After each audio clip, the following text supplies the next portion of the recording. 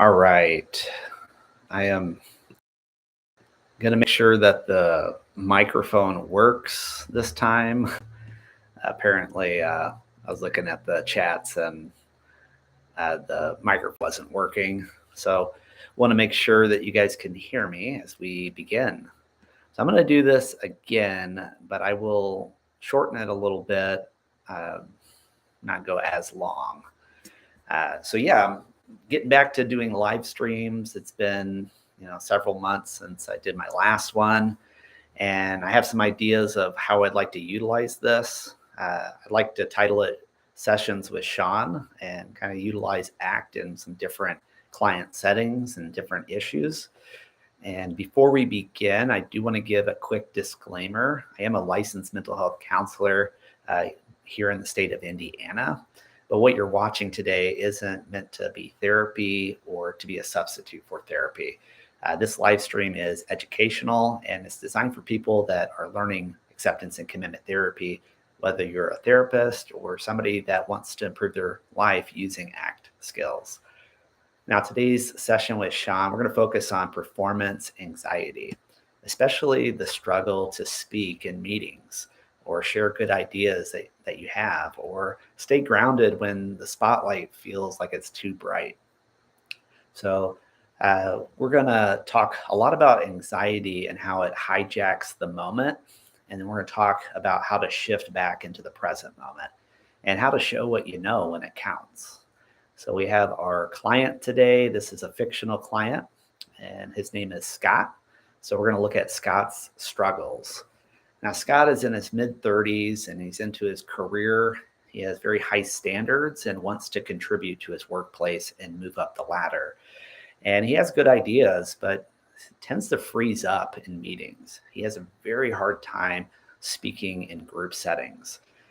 He overthinks afterwards and then begins to spiral into this anxiety loop that interrupts his sleep, his family life, and he tends to just not let go easily of any mistakes that he makes in work settings. So, hey, Tony, thank you for joining again.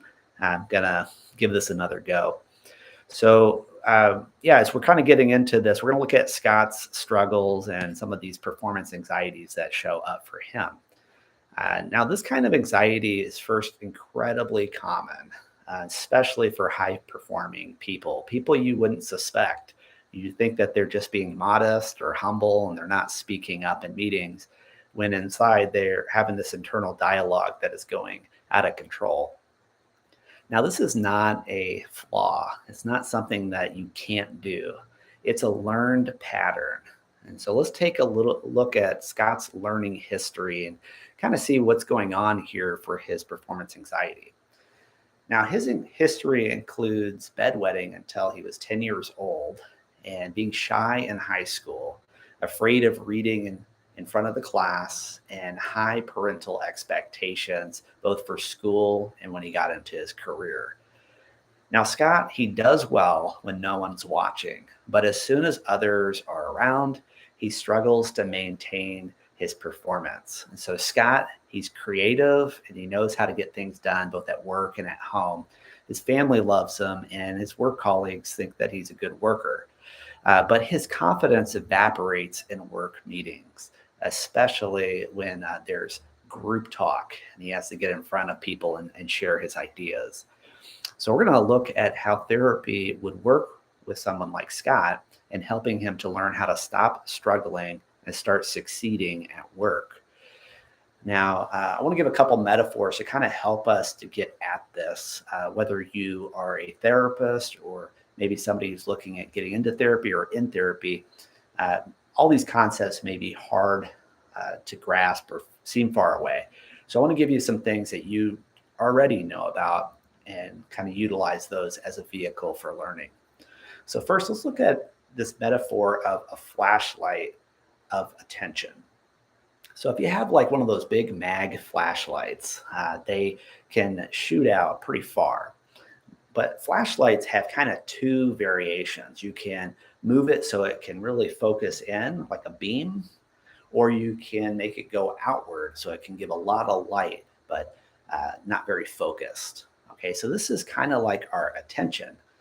We can be very mindful and focus in, or we can be very mindless and be kind of looking at everything. All right, now anxiety is like pulling the flashlight inward. It could either be hyper aware and just kind of be thinking about yourself in the room and how you're coming across and worried about judgments from others, or it could be outward and it could be almost uh, like like you can't quite think in the moment. You're like, I know this stuff, but for whatever reason, I just can't form the thoughts, or I don't know how to say it. And so anxiety can kind of be focused or unfocused. But performance anxiety at the end of the day means that you're not showing what you know. So we want to utilize this metaphor to show how we can use the contact with the present moment or our awareness to focus in or to focus out. Okay, now this is a shift that is a trainable skill. So once you know it, you can then do it in a setting like a work setting. Now, performance anxiety is what happens when the flashlight gets stuck on pointing at the wrong things. So there might be a hyperfixation going on of like a certain fear that maybe I'll look stupid. So you're on the alert for any opportunity that you may look stupid. And you might remember that old proverb that even a fool is thought wise if you keep silent. And so you play it safe. All right, but you're focusing on looking stupid. Now, what is everybody else focusing on? Probably whatever the meeting's about, but you are focused on something else. So we want to start to look at how we can use the contact with the present moment to help us to tune in to what else is going on in the room. Now, Stephen Hayes, the founder of ACT, he says that your mind is not your enemy. Struggling with your mind is. All right. So your mind is not bad. It's not good. It is what it is. But it's the struggle with your mind that is the real enemy here. So we want to stop struggling so that we can see what else is showing up in the room. Now let's look at what's actually happening mechanically during these moments of anxiety. So we're going to use a different metaphor. And for this one, I'm going to use something that I know pretty well, and that's going from automatic transmission to manual transmission. Now, I had learned how to first drive a automatic car. I believe my first car was either a Dodge Dynasty or a Ford Taurus. Both were automatic and pretty good vehicles. And as I was turning 17, my dad wanted to give me one of his trucks. But the problem was it was manual. It had like this long stick shift with, and if you don't know manual, it's like stick shifts of going to first, to second, third, fourth, or fifth, or reverse. And you have this pedal that's kind of an extra pedal that you have to press down, move the shifter, and then ease up as you're pressing the gas. And it sounds more complicated than it is, but when you're first learning it, it is a steep learning curve. And so my dad, I remember him taking me to this building, this parking lot called the Lead Center that was pretty close to our house. But there was this big hill that he had to get to this parking lot. And so he didn't make me drive up the hill. He showed me how to do it while he was up on the hill. He was showing off a little bit of going from a full stop to starting. But once I got into the driver's seat in the parking lot, it started to become apparent that this was not easy to learn. This was hard. And I remember about 8 or 10 times of the car shutting off because I wasn't getting into the gear quick enough, and just a lot of stop and go. And my dad being very patient with me, that's when I realized, like, man, I have to be very, very present here to learn this. I have to kind of figure out how to do this, seamlessly. And so he had me drive all the way back home. Thankfully, it was all downhill, and I just had to worry about the steering, not so much the shifting and stopping and going. And eventually, it became pretty much automatic. Later on in my 20s, somebody gifted me a Ford Escort. It's a green, very beat down Ford Escort, but it was manual. And I was able to take the gift and use it for a couple of years as a reliable vehicle. They made them pretty good back then. And then I sold it to somebody who was learning how to drive, so I was paying it forward. So Yeah. So when we're looking at this, I want to kind of use this for understanding the present moment. Now, automatic is those habit loops that we get in that tend to run the show. Like our behavior just falls in line with whatever those thoughts are or whatever those feelings are. And our anxiety, if you struggle with that, it can tend to seem like it's got its mind of its own, that it just comes like there's nothing that we can do to stop it or to get out of it. It just automatically shifts. And thoughts tend to shift their gears on their own. Like the thought that I may look stupid or I'll be judged, they tend to then rule your behavior. You just follow it. And so then your body and sensations and urges, all that tends to fall out of that too. The end result is that you stop driving and the car starts driving you, or the anxiety starts driving you. Now, in manual mode, you can make contact with the present moment. It takes your full attention to be right here, right now. Now, anxiety wants to bring you to the future or have you ruminate in the past. And so staying right here in the present moment, it's what's needed. Now you may still feel the revving up, but you don't have to let it shift for you. You can more or less notice that it's going on and still stay where you want to be. You can stay in gear that you're actually in and move towards the things that matter. Now, in ACT, the aim is psychological flexibility. And what we want here is just the ability to choose our next action intentionally. This brings me to not only contacting the present moment, but contacting our values. So values, using this car analogy or metaphor, are like a GPS. They're like the Maps app on your phone. It tells you which direction you need to go and how you can go about getting to where you want to go. Goals are the destinations or the destinations on the itinerary. Now, values are going to orient your route, while values are going to get you where you're going.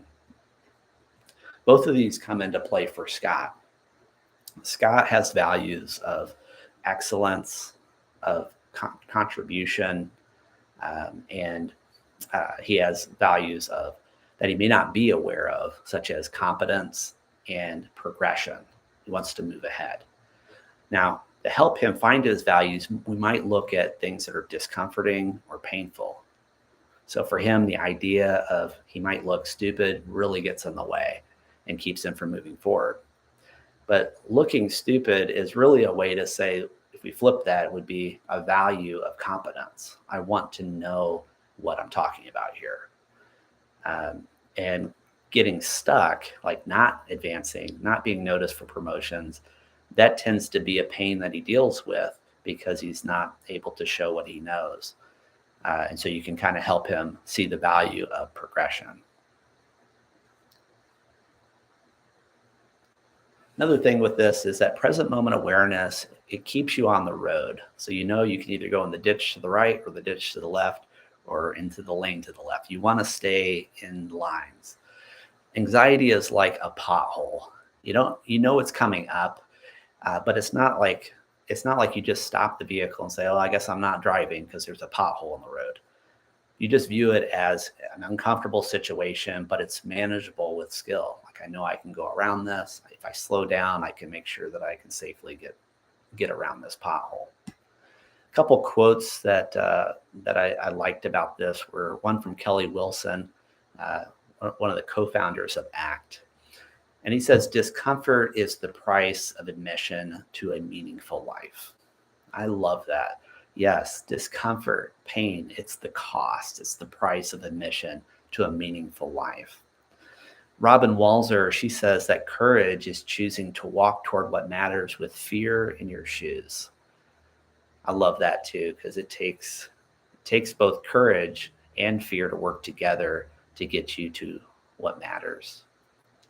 Now, manual mode is a skill, and it's something that you can train before you need it. There's a couple ways that I might teach this. But first, I want us to understand what it means to learn something. So my definition of learning means doing something different in a similar situation. I'm going to say that again. You'll hear me say that a couple times. But learning means doing something different in a similar situation. It's not a success or failure kind of situation. You either did it or didn't.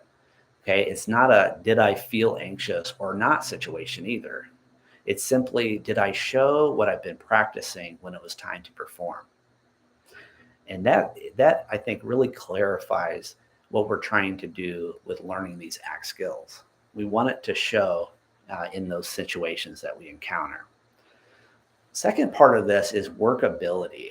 So success here is not the absence of anxiety. Success equals moving toward what matters. It just means that you have gotten away around that pothole. You didn't let it stop you. So if your goal is to not feel anxiety, you're going to fail every time because you can't really control that switch. It just kind of goes and goes off, goes on and off. But if your goal is to speak, even with anxiety, then by ACT's definition, you're succeeding because it's workability that matters, not whether or not you have something or not. Hope that makes sense. Russ Harris, one of my favorite authors of ACT, says the moment you stop trying to control how you feel, you create the space to live the life that you want. And isn't that true? The moment that we give up control over whatever it is for you, anxiety or something else, that's when you actually create this space to live the life that you want. So we're going to train ourselves here. And there's a couple ways that I might teach this, and I recommend you choose one of these. We're not necessarily going to do each of these, but we'll do the first one. And this is something that I call the manual mode drill. So this just takes about 3 minutes, and it's something that can help you get to manual mode where you're actually in the present moment. So you can do this wherever you're at. I would just encourage you to sit comfortably. And I want you to have your feet on the floor. So for this, I want you to first start with having your back straight and then pressing your feet firmly into the floor. Just kind of notice what that sensation's like. And next, I want you to inhale through your nose and then exhale through your mouth slowly. Okay, so we're going to take a big inhale through the nose and then exhale slowly through the mouth.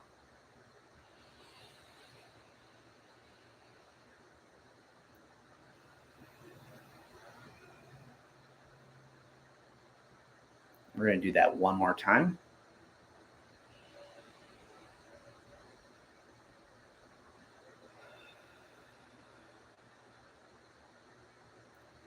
Next, we're going to notice a couple of things. First, I want you to notice where the weight of your body is shifted. Is it shifted more towards the front, like you're leaning in? Or are you shifted more towards the back, of leaning back? Or maybe to the side? I'm going to notice where your center of body weight is.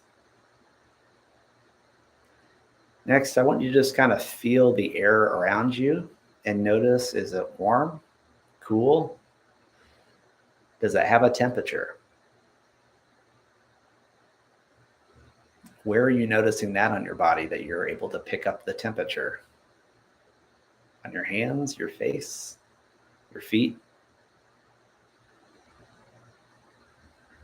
The last part of this exercise is I want you to notice sensations.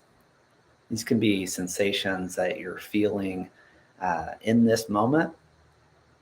It can be sensations that you're feeling internally or externally. So for me, I'm noticing like right around the nose area that there's a little bit of some itching going on. I'm noticing like some tension in the back of my neck. I'm noticing some sensations even with my hands touching my knees. So notice your sensations. So this takes about 2 to 3 minutes, but it's something that can kind of help you get right here, right now in this moment. The next one that you can do is to make room. So you can kind of think of this like expansion. Okay. So this would be where you would find an area of tightness, like I mentioned, the back of my neck, For you, it might be maybe there's some tightness in your stomach or lower back or chest, but there's some area where you're feeling a little bit of tightness. All right, so just notice that, and then you would breathe around it. So for this, you could breathe through your nose or your mouth, but you're going to breathe. And as you breathe, I want you to focus on the area of tightness and see if there's any changes.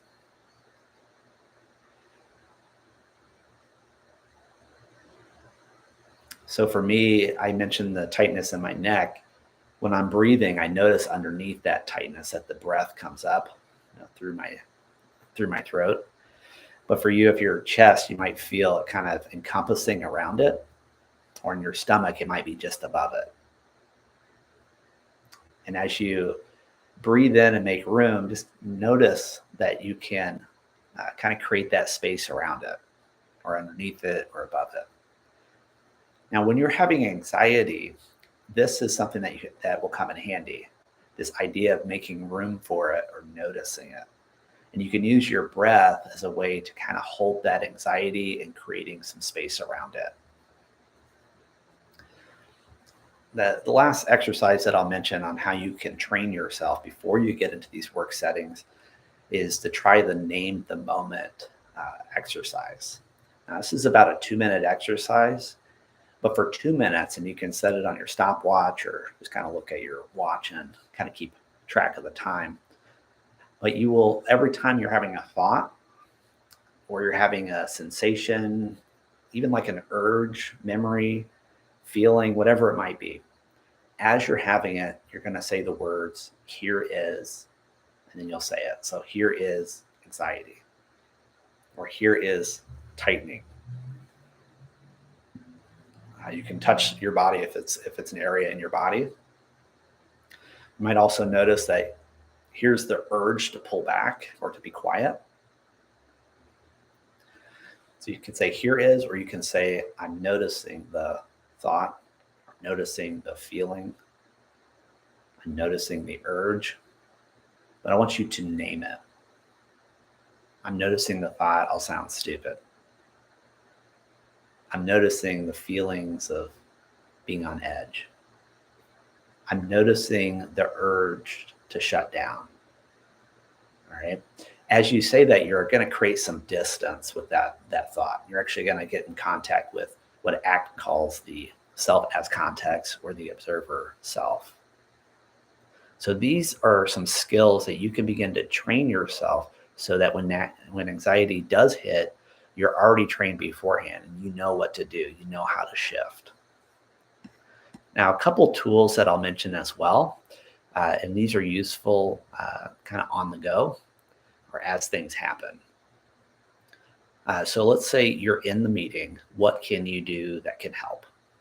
Now, I do want to focus on workability here because sometimes we can use coping skills and they might be technically like maybe relieving short-term discomfort, but they might be unhelpful. Okay. They might be distractions or avoiding, because if it doesn't lead to you moving towards what matters, then it's unworkable, it's unhelpful. So I'm going to show you a couple tools you can use that will be helpful. They'll help you to switch back into that manual mode and to be able to get moving towards what matters. The first is this grounding go-to technique that I use is I usually will put my feet to the floor. Well, a lot of times they're already on the floor, but sometimes I'll have my foot up on my leg and I'll put it on the floor. So let's say in session, this might happen where I'll give you 2 examples. One was couple sessions where the couple is in high conflict. It doesn't mean they're yelling, but there's definitely like a lot at stake here. And I'm sensing it. I'm holding this moment for them. And as a therapist, it would be inappropriate to say, stop fighting right now, like a referee. So I don't have a whistle to blow. So what I will do is I'll notice in my body that I'm getting pretty tense. And so what I'll do is I'll put my feet to the floor, and I usually will focus on the bottom of my feet or my toes. And all I need is just like 10 seconds. 10 seconds of just focusing on my toes, as I might miss a couple things that they're saying, but I'm focusing on my sensations right now on my feet. And what it does, it helps me to ground myself to this present moment. I'm here, I am now. Another one you can do in a work meeting would be to put your fingers together, like touching them. So I did this the other day with, there was a kid who said, I'm bored, like at least 6 times during a session. And it puts pressure on me because I don't feel like it's my job to entertain you. It's not my job to make it so you don't encounter boredom. And so what I did is I put my fingers together like this and just kind of put some pressure. Even this 5-10 seconds of pressure can help me just to get back to that moment. So you can do this at a work meeting, where there's a lot going on. You're noticing kind of showing up. Put your feet to the floor, put your fingers together, or try to slowly exhale. Now I mentioned breathing in through your nose and out through your mouth, but you want to avoid sighing. You don't want to make it like obvious to everybody else. So I'd recommend actually breathing out through your nose and mouth at the same time. So you got to just avoid appearing like you're sighing. The next part, other than grounding, is to do some diffusion phrases. So some go-to ones that I use in the moment would be thanks mind. Your mind's there to protect you, right? So it's sensing some dangers and some things that could go wrong. Just say, thanks mind. Or if you have a different name for your mind, you can say that. For me, I might say, my mind's very motivational. It'll tell me all the things I did wrong so I can get them right. So I might say, thanks, coach. Not too sarcastically, but kind of like I'm grateful, but it's also like not helpful right now. Another one would be to say, here's the story again. Oh, here's the story where I'm stupid and I make a fool of myself. Or you can also notice the judgments. Notice what's happening right now as you're in this meeting, that your judgment is that others won't like me. They won't like what I have to say. Or what if I'm wrong? Notice the judgments. And then another one would be to say that's the I'll mess this up again track. Or if it's a radio station, here's the doom and gloom radio station again. Now noticing it as your mind doing what a mind does. It's not me, it's my mind. So yeah, there's a saying that I like to say, that you are not your thoughts, even though your thoughts don't like that you just said that. They want to appear as literally true. The third and final thing is not necessarily an ACT specific technique. I think it's more like a dialectical behavioral therapy approach, but it's called urge surfing. And usually it's used for like people with self-harm, but I want to use it for performance anxiety. So urge surfing means to stay with it, to notice like the distress and to stay with it. Now urges here might be the urge to withdraw, the urge maybe to be silent, to keep to yourself. Noticing that urge is there. And with urge surfing, you're wanting to outlast it. So you can think of it like a wave. If you've been to the ocean, wave after wave crashes to the shore, some big, some small, but they all crash to the shore. They never stay the same size, and they never stay there permanently. And in fact, if you go out further, it's less waves, or it's less like waves crashing and more calm. So you want to ride the wave here. Now it's usually like 60 to 90 seconds where you'll have this strong urge. And that's the one where you usually will automatically follow the urge and stay silent. You'll agree with it and just say, I'll just be silent here. So you want to ride it out. Give it 60 to 90 seconds. You can look at your watch. It's kind of like, I'm noticing that I want to withdraw here. All right. So stay on the board. Stay with it. All right. And then once you've ridden that out, you will make a decision on what to do. Okay. And for some, it might be to speak anyway, whether anxiety's sitting with you or not, to say, okay, I am going to share this idea, or maybe writing it down and sharing it either at the meeting if it's appropriate, or after the meeting, sharing that with your supervisor. Kirk Strassel says that your mind will offer reasons to not live. Your values offer reasons to begin. And I want to kind of tweak that a little bit. Your mind will offer you reasons to stop. Your values offer reasons to start or to go ahead. Remember, it's like the pothole. I'm not going to let this stop me from moving forward. I'm going to find a way around it. The last part of this is to look at some committed actions. And after a session with somebody, it's important that that person identifies one or two things that they can do to take action. So for Scott, he might think of a few different things with me. He might brainstorm a few ideas. He says, well, I could maybe speak once in every meeting. All right, that's a measurable thing you can track. Is it a yes or no? Did you or did you? Did you not? So speaking once in every meeting.